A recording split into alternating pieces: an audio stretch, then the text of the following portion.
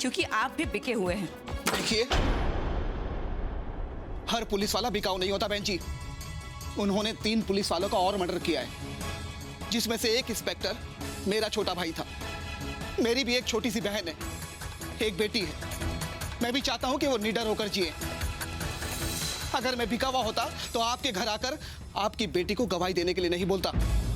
Inspector साहब, आप भी वही चाहते हैं जो हम चाहते हैं। रिंकी के संग जिसने भी गलत किया है उसको सजा तो होनी ही चाहिए। देखिए, बयान देने से कुछ नहीं होगा। उसके लिए मुजरिम की शिनाख्त करनी पड़ेगी, कोर्ट में जाकर गवाही देनी होगी। हाँ इंस्पेक्टर साहब, हम शिनाख्त करेंगे और हम कोर्ट में भी आएंगे गवाही देने। हाँ। दुबे, बयान लिखो इनका। थैंक यू इंस्पेक्टर साहब। बेटा, आज जैसी हिम्मत तुमने दिखाई है ना, वही हिम्मत आज सभी को दिखाने की जरूरत है। शाबाश। आपका बहुत बहुत शुक्रिया। चलो बेटा।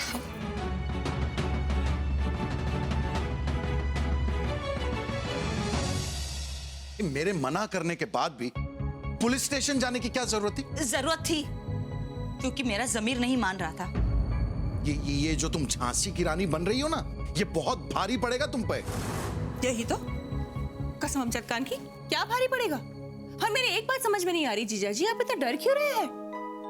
अरे भाई बेटा, ये अपने आप के लिए नहीं डर रहा है, ये डर रहा है अपने परिवार के लिए। और रिंकी और उसका परिवार, आप लोग को उनकी कोई फिक्र है भी या नहीं? बहुत बोलने लगी हो तुम, चुप रहो। शुक्र कीजिए कम से कम बोल तो रही है। जून के खिलाफ आवाज उठाने की हिम्मत तो की है इसने। ये हिम्मत है ना, इसकी कीमत चुकानी पड़ेगी तुम्हें। तुम समझ क्यों नहीं रही हो बॉबी मेरी बात? रहने दीजिए चौबे भैया, इस जुर्म के खिलाफ किसी न किसी को तो आवाज उठानी पड़ेगी ना। बल्कि आपको तो खुश होना चाहिए कि आपके परिवार की औरतें कितनी बहादुर हैं। गुप्ताइन भाभी, भाषण देना ना बहुत आसान होता है, लेकिन जब यह घटना आपके सामने घटती है ना, तो अच्छे अच्छों के तोते उड़ जाते हैं। पता नहीं है आपको कि क्या क्या होता है? तोते उड़ क्या जाते, तोते तो हम उड़ाती। थाने के थाईलैंड में जाके ना फौरन गवाही दे देती हम। हाँ यही तो। अरे देर आए दुरुस्त है। बॉबी ने जो फैसला लिया है बिल्कुल सही लिया है। हम सब तुम्हारे साथ हैं और इन गुंडों के ना गुड़गांव को तो सजा मिलनी ही चाहिए। हाँ बिल्कुल नहीं, आप लोग कुछ ऐसा नहीं करने वाले हैं। मैं उन गुंडों को फांसी पे चढ़वा के रहूंगी। अभी तुम, अगर आपको मेरा साथ नहीं देना है तो मत दीजिएगा। साथ दीजिए पापा, एक एक मिलकर ही लाखों बनेंगे। और जब लाखों साथ खड़े होंगे तो इन गुंडों की हिम्मत नहीं पड़ेगी कि वो लड़कियों के साथ कुछ भी गलत कर दें। कोई तेरा साथ दे ना दे बबली, पर मैं तुम्हारे साथ और हम भी। अरे पापा जी उस तरफ नहीं, अरे वहाँ पे माँ है, माँ लक्ष्मी माँ है। अरे बहू बेटा, अब मैं इन पैरों को कहाँ ले जाऊं? मतलब क्या टिटहिरी की तरह ऊपर करके सोऊं? वही तो। पापा जी आप मुझ पे नाराज हो रहे हैं? खन्ना साहब को देखिए, वो अपने घर की किसी भी महिला पे कभी नाराज नहीं होते। अरे बहू बेटा, हम नाराज नहीं हो रहे हैं। हम सिर्फ तुमसे इतना कह रहे हैं कि तुमने पूरे घर भर में भगवान जी के कैलेंडर लगा के रखे हैं। अब मतलब मैं अपने पैरों को कहाँ ले जाऊं, कहाँ रखूं मैं? वो आपकी प्रॉब्लम है पापा जी, लेकिन भगवान की तरफ मत ले जाइए। छत पे कोई कैलेंडर, कोई फोटो नहीं है, मैं वहीं जाकर सो जाता हूँ। हाँ चलेगा। बबलू दवाई नहीं लगाएगा तो कैसे ठीक होगा? हाँ दीदी बहुत जलता है मेरे को। नहीं जलेगा बेटा, रुक। बबलू ये गाल पे निशान कैसे? चौरसिया अंकल ने थप्पड़ मारा। क्या? क्यों? क्योंकि गलती बबलू की ही थी। पता है भगवान की मूर्ति पे पैर रखने वाला था ये। अरे फिर भी बॉबी, मतलब कोई बच्चे को ऐसे मारेगा क्या? हाँ वही तो हम भी कह रहे हैं। अरे पापा, मैं तो उसे वही मुंह तोड़ जवाब देती तो मम्मी की वजह से शांत हो गई। अच्छा मैं अभी बात करता हूँ उस चौरसिया से। ये देखो पापा, कोनी भी छिल गई, धक्का दिया था मुझे। छोड़ूंगा नहीं चौरसिया को मैं। भगवानदास, गुस्से में लिया हुआ निर्णय कभी सही नहीं होता। लेकिन उसने मेरे बच्चे को मारा है और मैं चुप रहूं, ऐसा हो सकता है क्या? हाँ ठीक है भगवानदास। हाँ साईं बाबा को पता है आपका बच्चा है।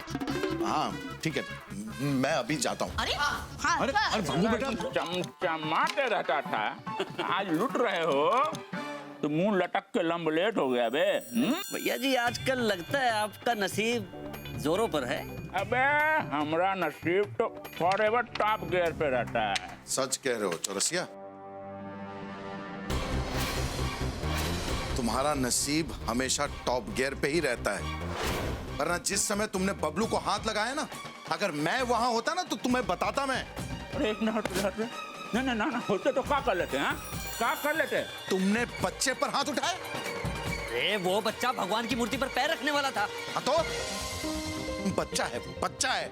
बच्चा हो या बूढ़ा, धर्म का अपमान ना बर्दाश्त नहीं करेंगे हम, समझ गए? क्यों क्यों क्यों क्यों क्यों?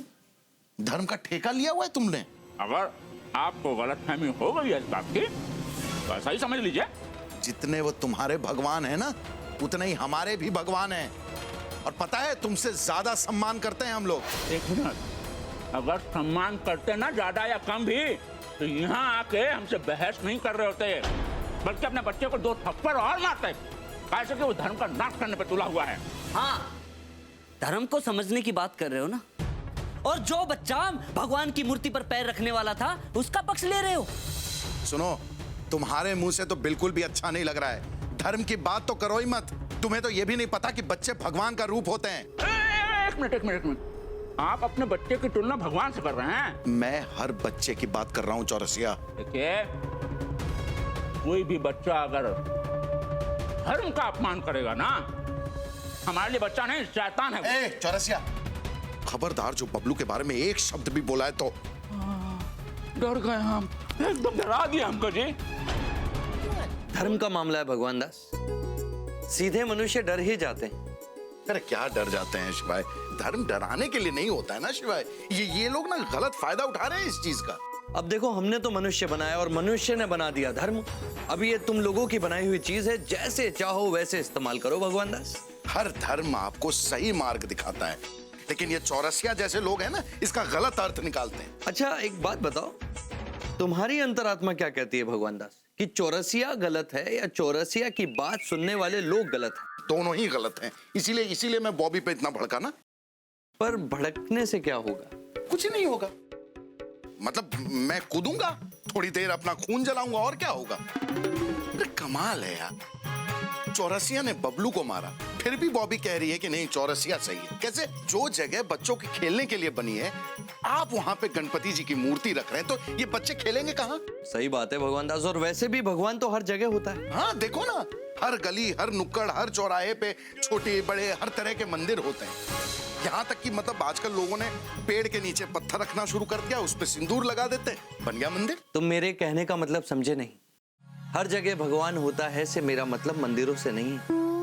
और संत नामदेव को भी मुझे यही बात समझानी पड़ी थी।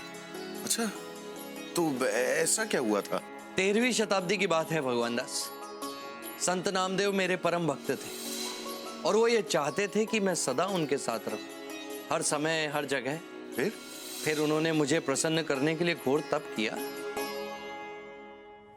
ओम नमः शिवाय, ओम नमः शिवाय, ओम नमः शिवाय। अच्छा हुआ भगू बेटा तू आ गया।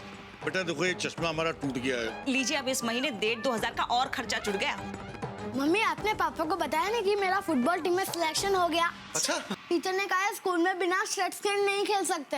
हाँ, बस 5-6 हज़ार का आता है। क्या? इनसे कहते ना, तभी ये स्टार्ट लाएंगे, तभी मैं इनसे बात करूंगा। अब इससे बुरा वक्त और क्या होगा कि मैं अपने परिवार की जरूरतें भी नहीं पूरी कर सकता। मैं मानता ही नहीं शिवाय कि कोई भगवान है भी, जो एक मासूम बच्चे का दिल टूट जाने दे, जो एक बाप को इतना मजबूर कर दे, इतना मजबूर कर दे कि वो अपने बेटे की इच्छा तक पूरी नहीं कर पा रहे। एक जरा सी ठोकर और तुमने भगवान पर से भरोसा खो दिया। ठोकर दिल पे लगी है शिवाय।